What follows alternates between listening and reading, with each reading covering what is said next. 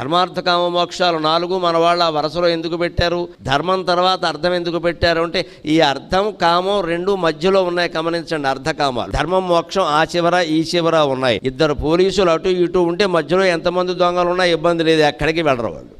ఈ అర్థకామాలు దొంగలు లాంటివి, ధర్మమోక్షాలు రక్షక భటులు లాంటివి. అయితే అర్థం పెరుగుతుంది అంటే ధర్మంతో దాన్ని మొట్టికాయ వెయ్యాలి. అలాగే కోరిక ఉంది, ఆ కోరిక మోక్ష మార్గంలో సాగితే అది నిజంగా మంచి చేస్తుంది మనకి.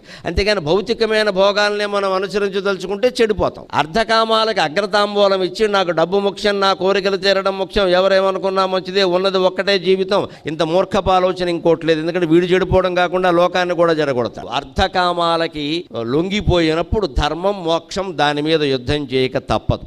అప్పుడు యుద్ధం వస్తుంది ఖచ్చితంగా. ఎప్పుడు అర్ధకామాలకి ప్రాధాన్యం పెరిగిందో, ధర్మమోక్షాలకి ప్రాధాన్యం తగ్గిందో అప్పుడల్లా యుద్ధం వస్తుంది. ఇప్పుడు మన జీవితంలో ప్రతిరోజు కురుక్షేత్రమే.